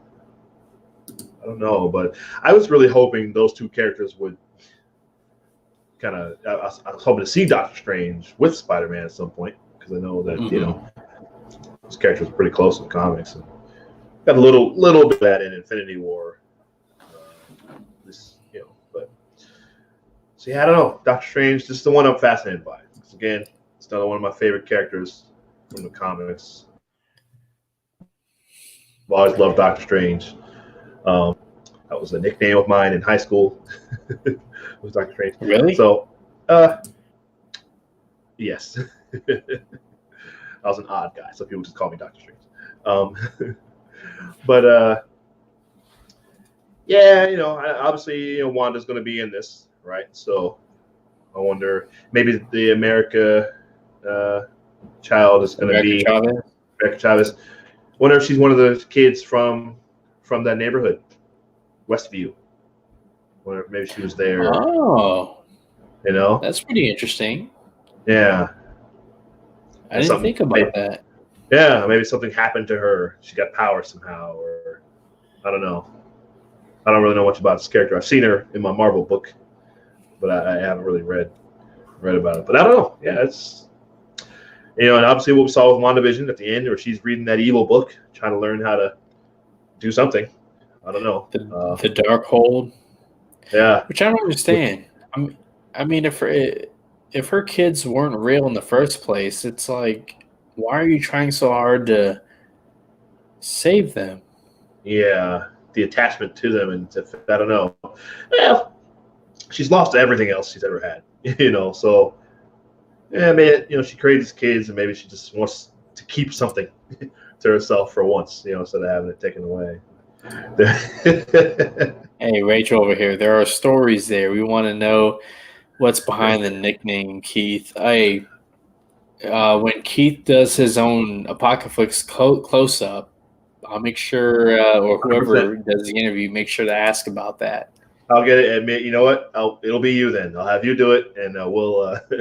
That right there. All right, that's a good plan. All right, I would be honored. Okay, so because there is an origin for that nickname, but see, I want to know about that. It's a silly story. Obviously, we got much of that Phase 4 trailer was to the Eternals. We got new images. They focused on the Eternals a lot in that trailer. I mean, that was pretty evident, and rightfully so. It's the one that they really have to sell the hardest. Okay, I understand you got Angelina Jolie, but she ain't Angelina Jolie of like 20 years ago. Right. Yeah, right. She's still a name. She can still kick ass. I'm not saying she can't. But so you had these images right here. First of all, the movie looks beautiful. I mean, these are literally the only things that we've seen. I mean, there's this group shot right here. It's kind of giving me a little bit of X-Men vibes. And there's obviously been rumors for a long time that the Eternals, tie not directly but eventually into the X-Men. Yeah. I mean, hell, you could just show me this image without ever mentioning the Eternals, and I would have said, "Oh, are they doing a new X-Men movie?" But let's see. What Stardew saying? Guardians of the Galaxy Guide 2 can be in the second Eternals. Oh, you mean what's his name? Ego, the Living Planet. Wasn't he a Celestial? Yes, he was. Yes, he was. Yeah, he could be in that. And who are all those kids standing behind? Yeah, right. The Eternals? All kind of wearing the same clothes there, sort of. Yeah. I want to know more about that. It's so fascinating, looking at these images and what our first taste of the Eternals will be like. Your thoughts, Keith? Yeah, interesting story. I'm not that up on the Eternals, so I don't know. I know Brian Tyree Henry is in this thing, which is awesome. I love him. Yeah, I that Godzilla versus Kong movie didn't do him any favors. Yeah, yeah. But personal, that's just me. Okay. I hear you. Speaking of Warner Brothers movies, I don't know. Maybe it's just me, but the guy on the top left, Kumail. Yeah. What's his name? Nanjiani. Kumail Nanjiani. Yeah, he looking a little Johnny Cage. I don't know. Sure. A little bit. I mean, he is ripped. I don't know if you saw pictures of him lately, but dude is ripped. From that angle, hey, make him Johnny Cage. Sure. But you were saying about the Eternals? Well, they could make Johnny Cage could be Van Damme, because he was supposed to be Johnny Cage. Jean-Claude Van Damme, because he was. So I think they wanted him to be Johnny Cage in the first one, and then he was doing Street Fighter, unfortunately. So yeah, I'm actually glad that he didn't, take that, because I mean, hey, fun fact, everybody watching. Jean-Claude Van Damme, look it up. He was coked out during Street Fighter. And rewatching like clips on YouTube, you makes clearly sense. see it. I was about to say that makes sense. Coked out. Yep. I didn't know that, but yeah, that makes sense. But anyway, you were saying, sir. But I know, like our buddy Brian. He's very excited about this. I don't know if it's going to be Avengers in terms of, the reaction. Hey, cool if it does. That'd be great. But I don't know if it's going to be that big. But they do have a lot to sell. But obviously their track record shows that, listen, we had people were saying the same stuff about Guardians of the Galaxy when that was coming out. People were like, what is this? Why exactly. Would you do this? Exactly. No one's ever heard. What is that? Is that a tree, a raccoon? Like, what is this? Got the crazy soundtrack, and it was a huge monster hit. And now they're like the most popular, one of the most popular things out there. So could be the same thing here. I think this one will be a lot more serious. But listen, that director, Chloe Zhao, coming off of the Oscar, which couldn't have worked out better, for Marvel and the people behind this film. I mean, they've got the Oscar-winning director now helming this thing, and so that's huge. And so I think it's going to be a great story. So I'm well into it. I really can't wait for it. It's So let's see. Stardew, I'm telling you, Johnny Cage. Yeah, sure. Look how ripped this dude is. I'm telling you, man. Yeah, totally agree. Oh my god. Yeah, I'm sorry, Rachel. Close your eyes. But yeah, this guy, look at him. He totally built up. He has the opportunity to change. I mean, he's been the comedic guy this whole time. He has an opportunity to change and be an action guy after this movie. Well, and Johnny People Cage is already- funny. Johnny Cage is a funny guy. Oh, he'd be a great Wolverine. I'd like You that. think so? I think so. Oh well. Hey, like It'd be a he different role honestly for him, but he gives me like I need to like sign up for a gym and get back to 2016 Apocalypse Geo, okay? Yeah. Man, Yeah. but yeah, he could be a Johnny Cage. You never know. You never know. I mean, Sure. Rachel, no apologies necessary for eye candy. Sorry. Hey, respectfully, okay? Yes. It's never wrong to look and appreciate, okay? Unless you're a guy, and then it's like But anyways, Well, we don't want to objectify them. yeah, absolutely we just- not. we just it's like appreciate. Just respectfully appreciate. Love a I good don't know, attractive. man. There was a time when person. Hey, there was a time when it went a little overboard. It was just like, like, oh my God, like this lady is a beautiful, fierce, powerful woman. And then someone be like, well, why she gotta be beautiful? Why can't she just be fierce and powerful? I'm like, Well, that's because hey, but there's people that, and yeah, I don't know, people that go too far with the, like you've never seen a beautiful woman before. They go too far with it, so. yeah, no, hey, I get it. I totally get it. Like, yes. Okay. Nah. So I get it. And I say that as a dad, 3 daughters, saw someone check it out, my oldest daughter once, and really did not like it. Absolutely. And I did not like it at all, Oh. But no. But there's going to be a time where you got to let that go. That's going to happen, unfortunately. So just make sure that it's important for us to raise our sons to be, like I said, be respectful. So there you go. Hey, right there. Hey, take advice from a great dad like Keith. Okay, seriously, I'm not joking around, Keith. I think you're a great dad, man. I've known you for years. Thank you, man. But, yeah. Thank you. All right, so let's wrap it up here. We got a few more. Shang-Chi. I'm Yes. sorry. I've been practicing this. It's not Shang-Chi. Shang?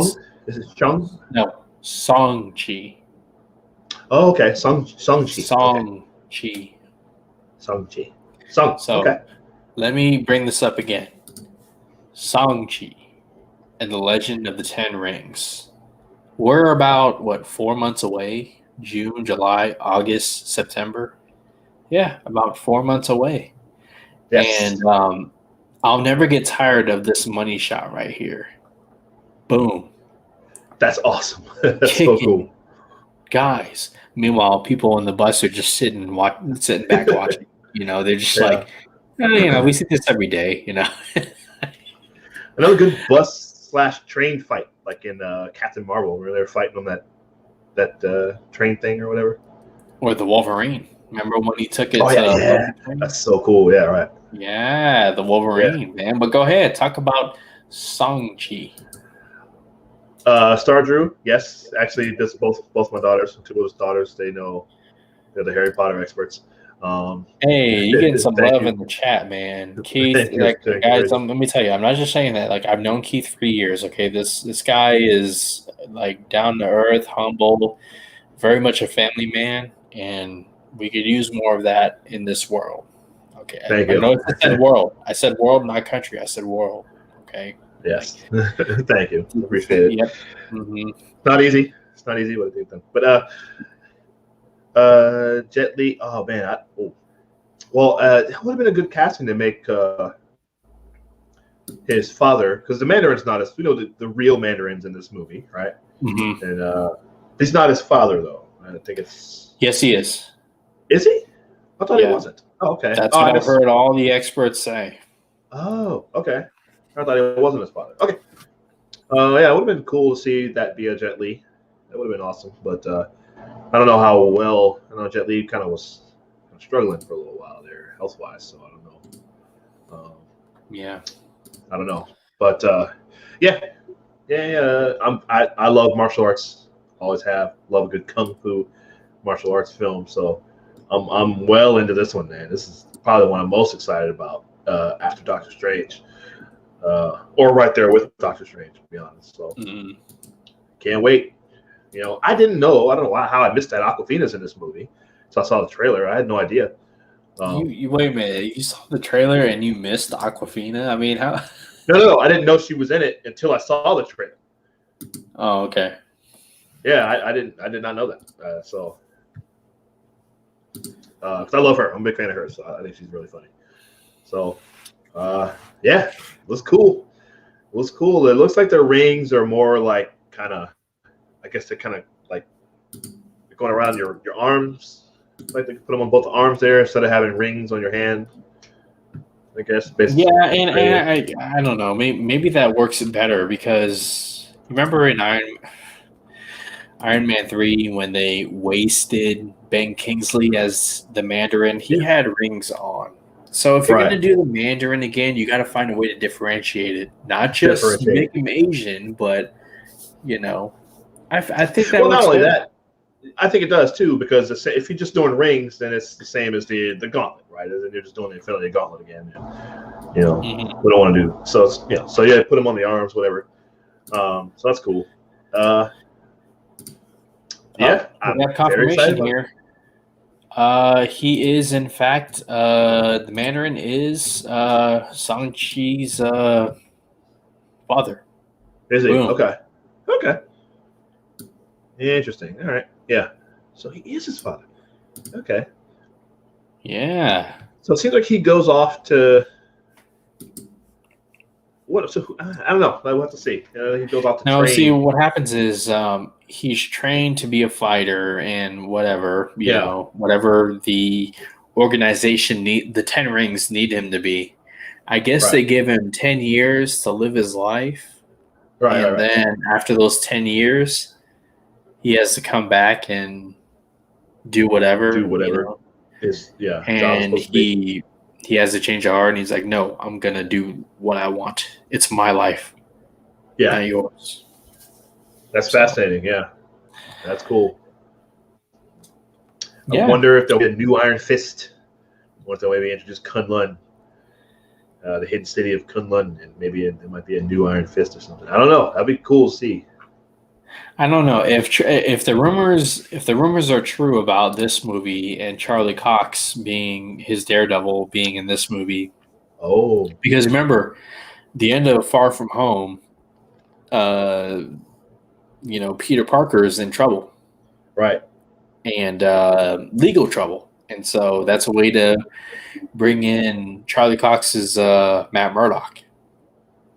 And so, what if this movie is a way to bring in Iron Fist and maybe the actor under direction of actual Kevin Feige and filmmakers can be a pretty good Iron Fist? Who knows? Yeah. See, it's not fair. It's not fair. Marvel can do all these things, and it's just like,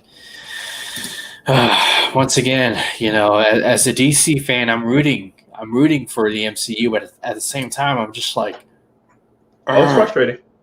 I'm just frustrating. Yeah, because DC has just as many, if not more, compelling, fascinating characters and stories to tell, and they would just be patient and just tell one of those stories. Simple. Don't overdo it. Not give up on your universe. Sure. Yeah. Sure. Yeah. All right. So a couple more. We have, obviously we don't know anything about this movie. I mean, nothing. Aside from our fan castings of who we like to see. Right. Are we convinced that it's Emily Blunt and John Krasinski? Like, is the MCU as a fandom like bought into this idea? Yeah, I wonder if that's something that they're seriously considering. People were saying it for years. Krasinski was pretty close to being Captain America, it sounds like. So he's got a relationship there, obviously. I mean, it would work. It would work, but I think they're going to be looking at all their possibilities there. So I don't know, but I think people will be disappointed if it's not. But look, their casting is always pretty on point. So whoever they get, it'll work. I mean, but you look at that. I know. It's just I know. like, I know, right? Look at that. Look at that. I know. It's like it's perfect. It's just I like know. I mean, Marvel is just like, look, they're not dumb. Okay, they're saying, look, you guys got the Quiet Place franchise. You're doing smaller films. Now it's your chance to do a bigger budget movie, and it's just, man, like it's so perfect. Look at Emily Blunt. I mean, look at her. First off, look at her. But then, like, 100%.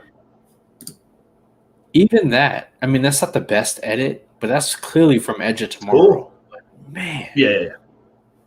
Somebody threw Zac Efron in there as well. I mean, sure. But, yeah, man, these two are it. But it remains to be seen. And we don't know too much. The last movie we need to touch on here. Thanks again, guys, for sticking in, and I'm happy that we are your Sunday evening entertainment. Appreciate that. Star Drew said, "Nah, I will go anything." Yep. Maybe. Hey, all right, Keith. Yes or no? Do we get a casting announcement for Fantastic Four before the end of the year? Ooh. It's May. Have they? They haven't even released a date, have they? They didn't. That's the only one they didn't put a date on. Yeah, they didn't put a date on this yet. Yeah, I don't think so. Hey, save some stuff for next year, okay? Exactly right. Well, you brought up a good point the other night about on Apocalypse Now. About all this. This is a lot of stuff, and this is just the movies. Like, we haven't even gotten into the TV series that are coming out. It's a lot of stuff. All of it is different. It's a very different set of stories and stuff, but it is a lot in a short amount of time. And so there is worry about, and yet, Star Trek, you're right. COVID is obviously still a problem, but it is a problem of flooding the market here, like Star Wars did, and like this, because eventually, by the time Episode 9 came out, people were just over it, because there was so much. Yeah, remember how content Lucasfilm was? Like, we're doing a movie every year. Every year. Hey, even I was excited about it, but a part of me in the back of my mind, I didn't want to say it because, like, I know the crowd on Apocalypse, and I'm just like, exactly. You get shouted down. But yes. And I'm saying the same thing about Marvel and doing all these movies. Like, it's exciting, but not everybody is us. Okay? Right. And so they're going to be like, another Marvel movie? Like, I can't keep up. And then we have 9 episodes of WandaVision to get through. And mind you, the first 2 episodes of WandaVision, they're tough to get through. We can get through them because, we're invested. But, like, I've heard people who are just, average, viewers or casual viewers, they go like, man, those first 2 episodes were boring, and they're like, they got the sitcom homage that they were trying to pay, but it's just like, and again, like, I'm not talking trash about the MCU, okay? Look at my, all right, I've spent the majority of this stream that's supposed to be DC dedicated to Marvel because I appreciate Marvel, but I'm saying not everybody is us. So I'm not saying it'll fail. I'm not saying a movie will bomb. I'm saying I want to see how the general public, takes in all these movies. Yeah. All these movies. You know what I'm saying?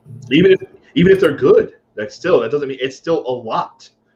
And I know we just got this long break where we haven't had anything for the last year and a half, but that's a lot to try to jam into a short amount of time. Marvel is not the only studio that's been waiting to release stuff. Right.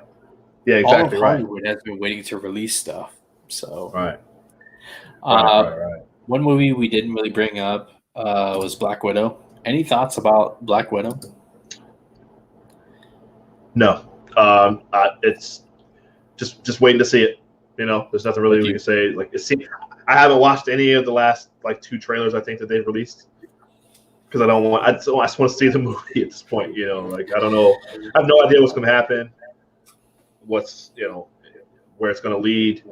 If we'll ever see her again, but I just ready to see it. So. I still stand by what I say. We should have got this movie around Iron Man 2, Thor: The Dark World. But let's wait and see. Okay, I'm gonna give the movie a fair shot. We'll see what happens. But Disney does this thing where they kill off characters, and then they give them a solo movie. They did that with Han Solo. They did that with Black Widow. Hell, even going back to Avengers when Agent Coulson died, and then he's in Agents of S.H.I.E.L.D. Right. And it's just like... And for that matter, even though he's alive, but Loki. I mean, we've seen Loki TV series. Loki. He's died twice. Yeah. So you see what I'm seeing. Yeah. It's odd. But that's how comics are.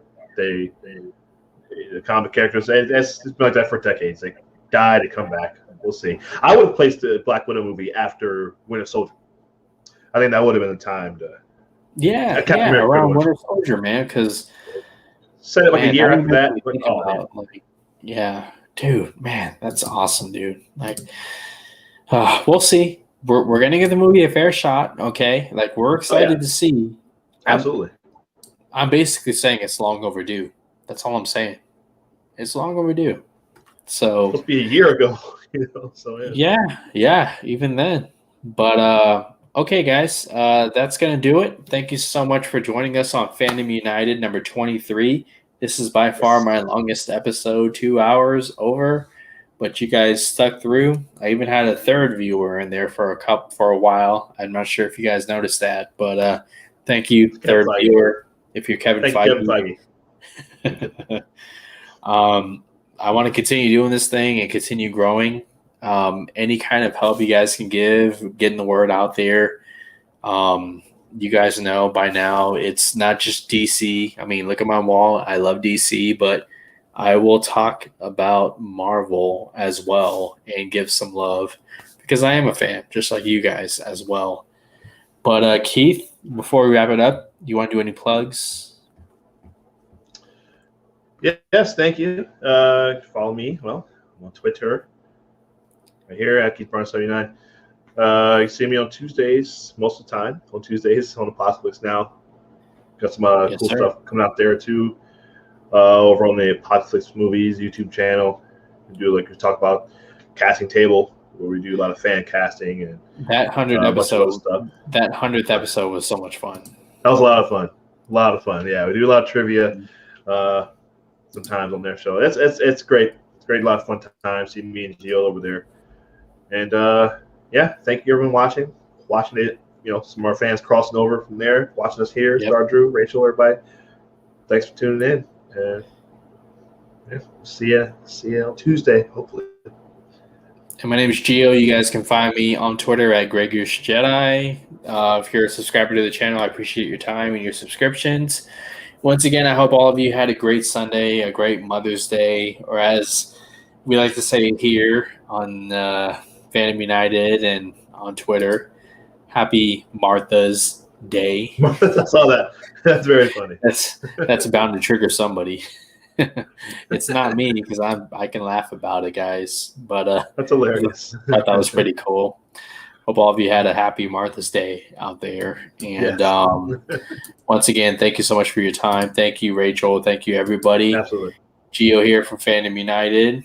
Keith Barnes. We'll see you guys next week, next Sunday, 7:30 p.m. Pacific time. Don't be late. Take care.